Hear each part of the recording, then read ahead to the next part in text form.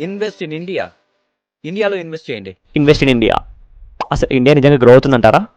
ఇది మనకు తెలియాలంటే మనకి నిఫ్టీ 50 గురించి, సెన్సెక్స్ గురించి మనకు తెలియాలి. అసలు నిఫ్టీ 50 సెన్సెక్స్ అంటే ఏంటి? నిఫ్టీ 50 సెన్సెక్స్ అనేది స్టాక్ మార్కెట్లో ఉండే ఇండిసెస్ అనమాట. నిఫ్టీ 50లో ఇండియాలోనే టాప్ 50 కంపెనీస్ ఉంటాయి. సెన్సెక్స్లో బీఎస్సీలోనే టాప్ 30 కంపెనీస్ అయితే ఉంటాయన్నమాట. ఎప్పుడైతే ఈ యొక్క ఇండిసెస్ పర్ఫార్మెన్స్ కనుక మంచిగా ఉన్నట్లయితే ఆబ్వియస్గా మన ఇండియా యొక్క ఎకనామిక్ గ్రోత్ రేట్ కూడా బాగుంటుందని అర్థం అనమాట. ఎలా అంటే ఇండియాలో ఉండే టాప్ 50 కంపెనీస్ పర్ఫార్మెన్స్ బాగుంటేనే కదా ఇండియా గ్రోత్ రేట్ కూడా బాగుంటుంది.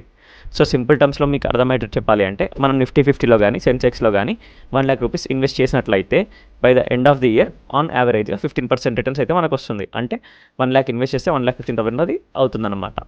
సో ఎప్పుడైతే ఈ బేసిస్లో కనుక అది వెళ్తుంది అంటే మన ఇండియా అనేది ఇన్ఫ్లేషన్ని బీట్ చేసి మనకు మంచి రిటర్న్స్ ఇస్తుందని అర్థం అనమాట. ఆన్ యావరేజ్గా ఇన్ఫ్లేషన్ రేట్ అనేది 7% ఉంటుంది.